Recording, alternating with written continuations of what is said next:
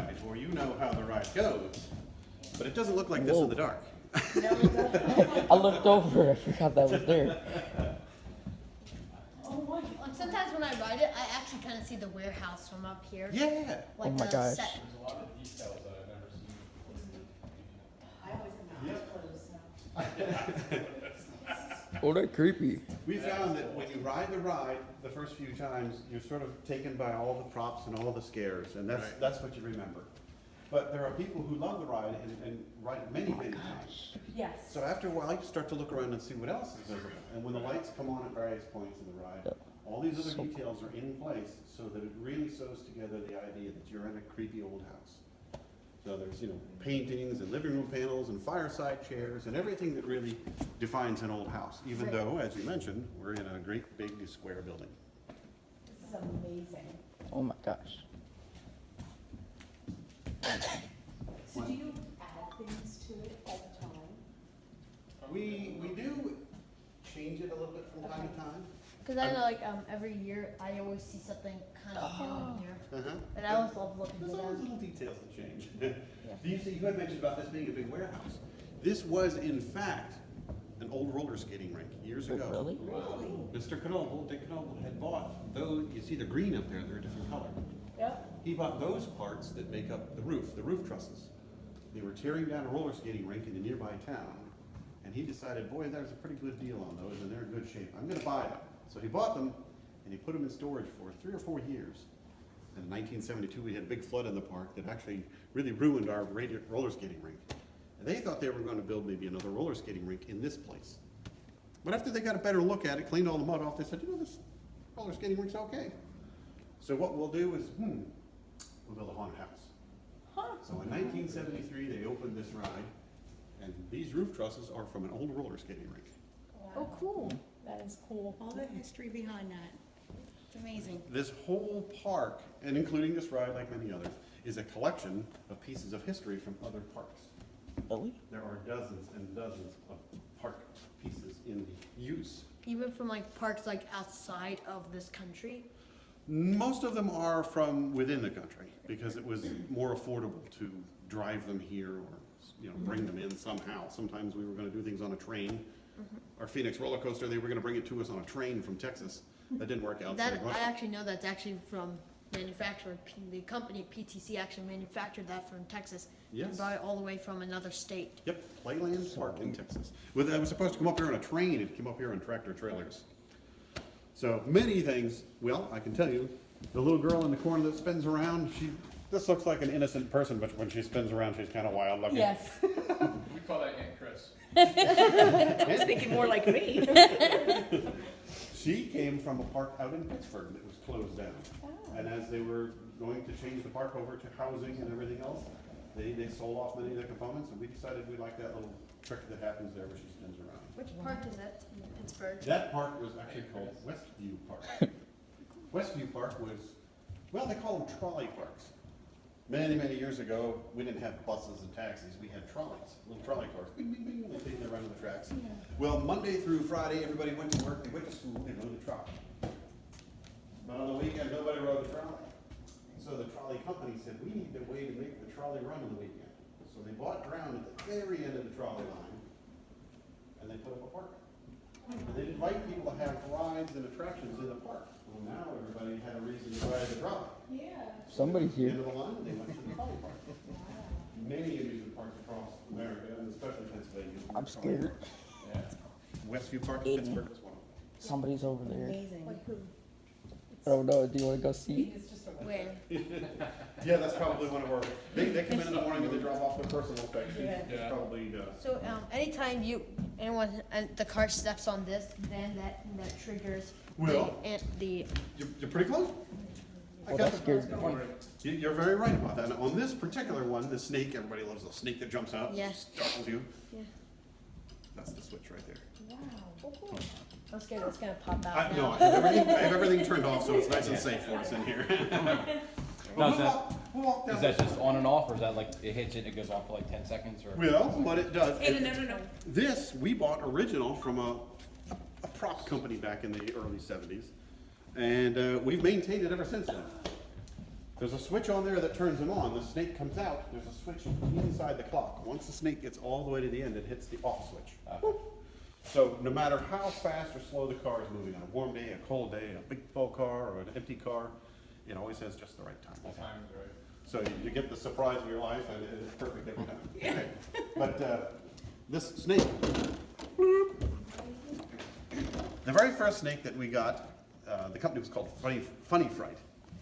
And they were notorious for making all these props. You could go to their catalog and buy anything you wanted to make your own haunted house, at home or professionally. So we bought the Funny Fright Snake in a Clock, prop number 111. Paid $600 for it. It didn't last very long, it broke right away. The snake itself was made out of a plastic material that got very brittle in a short period of time. So people would come by here and decide to throw things at the snake and see if they could touch the snake, and he started to break. Well, years later, we had to make another one. And the snake that we made was similar to, but not quite the same. So when I started working here a number of years ago, I found the very original snake and I rebuilt it so it looked like it was supposed to look. After I did that, I took a mold of the snake and I cast a replica of the very original snake. But now using modern materials, he is rock solid. It has stood the test of time and there's nothing wrong with him. He's just held up just perfectly. A very good friend of mine from Daffy, which is an association of dark ride enthusiasts, he sent me a pic in his collection. So I've painted this to be very similar to the factory original. Did you hear that, Aiden? That's awesome. I thought what would be a neat tribute to this, since it was catalog number 111 prop in the Funny Fright catalog, I put the time on the clock at 111. Easter egg. Little Easter egg. You need to know what it is. Awesome. And that is your snake. That is awesome. Yep. You know, again, we made a replica to preserve the original. Right. That is And a fabulous. lot of what our park is about is it's taking those really cherished little nuggets and saying, you know what, people love this. We need to make sure this is always available to share, tell Right. your friends, come back again and again. Right. And this is one of those timeless props, so we made it as close to the original as we could. You did an awesome job. Very Yes. cool. Awesome. What are they supposed to be? The two people over there. Well, what they are, there's a story. You saw the story we have on the storyboard outside. Tells you all about the owner of the mansion, the original owner of the mansion, Ishmael Hippel. He was a discoverer, kind of an archaeologist guy, treasure hunter. And he went around the world hunting treasure. That treasure right there, the first one you see when you come in the door, that was the prize he was after. He was warned not to go dig up that treasure and bring it back, but he did. That treasure was cursed. So, when he returned home to his mansion that he had just bought for his bride, Ruth, who's sitting here in the chair, he accidentally unleashed the curse. Years I always thought that was like Frankenstein and Mary Shelley. Well, that's his lonely wife sitting here waiting for him by the fire, waiting for him to return. He never did return. He went off in the middle of the night screaming one time, and no one's ever seen him since. That's his portrait, and even the pictures in here are cursed. It was a very normal, standard portrait of Ishmael on the end there. And then the pictures got cursed, and he's sort of, what? And then there's a likeness of him here. Some people think he's trapped in the walls. So, you know, he broke through his own portrait, his own picture coming out on the walls. Because I know like after 2016, there's started to have like some theme in it. Had some really cool theme. Morning. Thank you so much. Thank you so much. Aiden, that's Are you Mr. big Knoble. This is Aiden. I'm Aiden. Aiden? Yeah. Hey, come on, give me a grip. You never give a guy a cold fish. Sorry, Mike. I come to this park all the time and I love it here. Okay, I love Morning. that it's like My name's old school Dave. charm. Thank you so much You for this. okay? Yeah. Semper Fi. that's, This is my best friend Christian. okay, He Christian. comes camping with us all the time. All right. Hi, Hi there, I'm Colleen, I'm Aiden's mom. okay. Oh, Thank you so much. He's like in his glory right now. It's really cool seeing this really cool dark ride Well, a little story in its behind this. form. There was a roller skating rink out in Shamokin. That's what they call the Anther Plaza. They were gonna make it in a strip mall, so they tore the skating rink down. But I bought these trusses for $500. Wow. They do come apart just to half. Brought them home, put them back together, then put homeless soda over them, status to it, weatherproof them. Yeah. And then when we decided to build this, we had the flood of '72, and people thought, that's the end of Knobels. And we said, no, I think we're gonna show them. So we came down here between Christmas and New Year's, started digging footers. We weren't sure what we were building, because there was an idea that we could convert the saloon. It's a boy. That's when,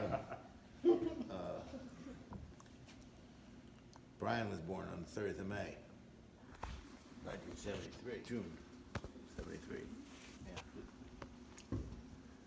I never rode through this ride. He was too scared to take Too chicken. Don't worry. Maybe you will now. There's no killer clown. The's no killer All clown. right, you got the best tour guide in town. We Yeah, sure we do. sure do. Ask them if you can get your picture with them. Can we take a photo? Sure, Can I take a photo? Oh, all right, here we go. right here. Send it to me so I can Sure. send it to all my Before you friends. take a picture, we'll close this off back here. Because this is such a magical experience. It's a fabulous experience. The, huh? The Ooga Booga Man over in the jungle, Dave Wynn, John Fetterman, and Chris Paul used to have desks upstairs at the office. And they sat up there lunchtime and kept practicing to see who's Ooga Booga. Who's voicing me. I always thought that was Pee Wee Herman. All right, take the picture. All right, here you go, Eden. Ready? 1, 2, 3. All right, thank you. Very nice. Thank you, Mr. Knoble. Thank you very much. Okay. Thank you so much. All right. Yes. We All right, appreciate Very it. nice meeting This you. is such unique. All right, you ready to keep on going? Yeah, we'll take you down the line All here. right. Oh my gosh. Who's this supposed to My be? name is Isn't this the Drew. witch? Nice to meet you. Oh yeah, you missed that. Isn't- I'm Dave. Yeah, these little switches on, these are original from when we built the place. And they, this little prop is a little bit different than the one we bought. When we step on the switches now, I can do this manually. This happens. That looks like me. No, What? that looks a lot like me if I was a hippie. What it was originally, there was actually a real painting on here, but the painting was made out of a see-through fabric, and there was a light bulb behind there. When you came around the corner, you saw what was on the painting. That light bulb would turn out, and the one behind would turn on, and the one behind it revealed the monster that was hiding behind it. That was pretty neat, but the painting itself got pretty rough, and so we decided we would have the same idea, but just a little bit different version of it, and this has been in place ever since. Isn't that supposed to be the witch you see later in the ride? Well, it can be anything you like, that's the neat part about the story. We give you the basic guidelines of the story, but you can Finger build the rest stew. as you see fit. Oh, I love